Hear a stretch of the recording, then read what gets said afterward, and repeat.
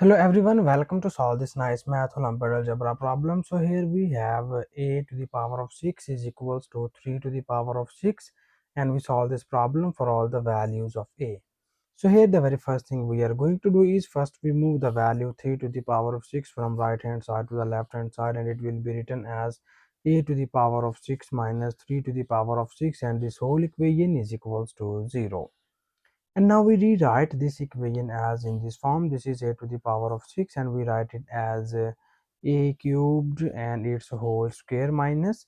In the same pattern, we write this 3 to the power of 6 as in the form of 3 cubed and its whole square, and this is equals to 0.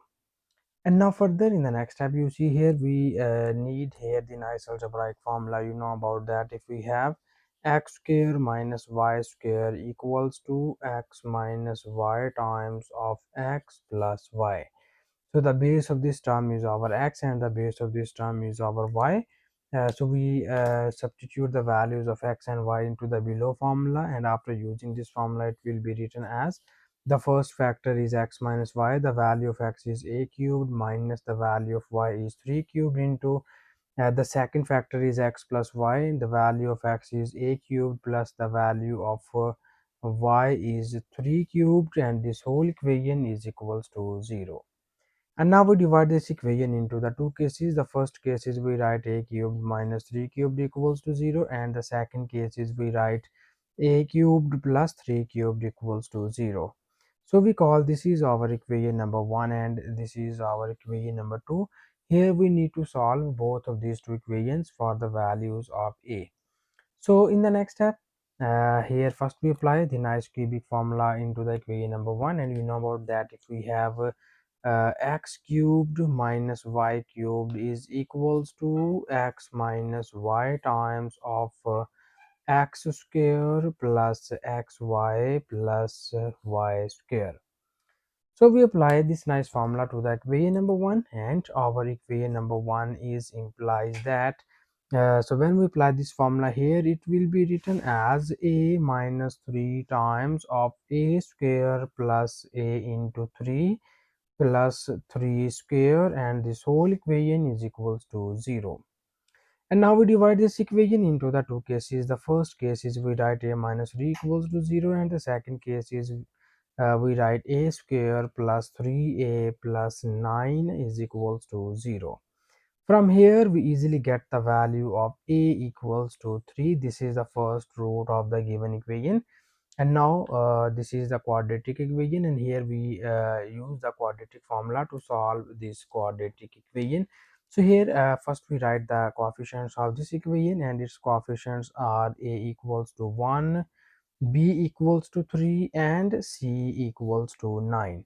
And we state the quadratic formula as a equals to minus b plus minus square root of b square minus 4 times of ac divided by 2 times of a. So this is our quadratic formula, and here we substitute all the values of a, b and c, and when we substitute all these values it will be written as a is equals to minus b, the value of b is minus 3 plus minus square root of b square, b is 3 square minus 4 times of a is 1 and c is 9, and it is divided by 2 times of a, and here our a is equals to 1. And now in the next step we need a more simplifications, and it will be written as a is equals to minus 3 plus minus square root of 3 square becomes 9 minus 4 times of 9, and it is divided by 2. So we write this term as here you see that inside the square root sign we have 9 be the common term, so we take common 9 and we get the remaining values are 1 minus 4, and it is divided by 2. So further we apply the square root sign separately on both of these two values, and it will be written as minus 3 plus minus. We know that the square root of 9 becomes 3 into square root of 1 minus 4 becomes minus 3, and it is divided by 2. So we have the values of a is equals to minus 3 plus minus 3 times of square root of 3 into this is negative sign appears inside the square root, it will becomes iota, and it is divided by 2. These are the two complex roots of the given equation. So from first equation we will get three roots of the given equation. in which the one root a equals to 3 be the real root and other two roots are complex roots. So in the same pattern we solve equation number 2, and our equation number 2 is implies that this is a cubed plus 3 cubed equals to 0. So here we use another cubic formula. After applying this formula, this equation is written as a plus 3 times of a square minus 3a plus 3 square, and this whole equation is equals to 0. So we again divide this into the two cases. The first case is we write a plus 3 is equals to 0, and the second case is we write a square minus 3a plus 9 is equals to 0. From here we get the fourth root of the given equation, and that is a is equals to minus 3. And from here we again apply the quadratic formula to solve this quadratic equation.